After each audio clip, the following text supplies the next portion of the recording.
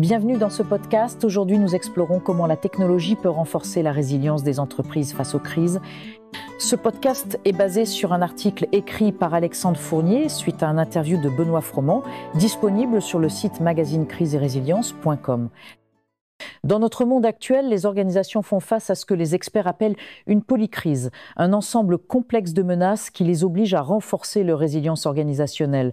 Cette situation pousse de nombreuses entreprises à investir dans des outils technologiques pour mieux gérer les crises. Commençons par explorer le contexte actuel.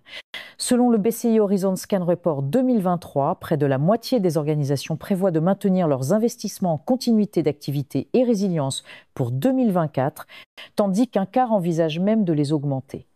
De plus de 77% des organisations utilisent désormais l'analyse de tendance à long terme en matière de résilience, un niveau sans précédent. Cependant, l'adoption de technologies pour la prévention des risques reste encore limitée. Beaucoup d'organisations n'ont toujours pas d'outils numériques pour gérer les incidents, malgré les avantages évidents que la numérisation peut apporter.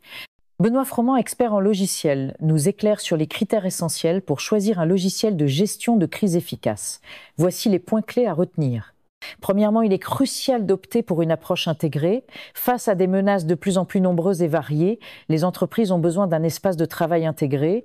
Cela signifie un logiciel capable de gérer non seulement les crises, mais aussi des domaines connexes comme la sécurité au travail ou la continuité des activités. Cette approche permet une meilleure identification des tendances et facilite la collaboration entre les différents départements. Deuxièmement, l'automatisation de la réponse aux incidents est devenue indispensable. Avec l'accélération de la fréquence des crises, il est essentiel de pouvoir capturer numériquement les incidents et d'automatiser la réponse. Cela permet une activation immédiate des plans d'action et une notification rapide des personnes concernées. Troisièmement, la communication en temps de crise doit être optimisée. Les plateformes équipées de modèles de notification préétablis et de processus personnalisables permettent de réduire considérablement les efforts manuels et d'augmenter la fiabilité des communications. Quatrièmement, la préparation aux crises doit être flexible et efficace. Les logiciels doivent offrir la possibilité de créer des plans de réponse personnalisés tout en proposant des plans prédéfinis basés sur les meilleures pratiques de l'industrie. Cette flexibilité est cruciale pour s'adapter à l'évolution constante des menaces. Enfin, la capacité à tester régulièrement les plans est primordiale. L'outil choisi doit permettre de réaliser des exercices virtuels, guidant les utilisateurs étape par étape dans le processus de gestion de crise. En conclusion, face à la polycrise actuelle, les entreprises doivent plus que jamais renforcer leur résilience. Les outils technologiques comme les logiciels de gestion de crise jouent un rôle crucial dans cette démarche. Ils permettent d'automatiser les processus, d'améliorer la préparation et d'optimiser la réponse aux crises. Dans des situations où les capacités humaines peuvent être limitées, la technologie devient un allié précieux pour combler ces lacunes et assurer une gestion efficace des crises.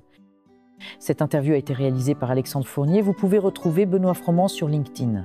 Benoît est un expert en technologie de l'information avec plus de 20 ans d'expérience dans la mise en place de solutions logicielles pour la résilience des entreprises, la gestion de crise, la continuité des activités et les opérations de sécurité physique et informatique.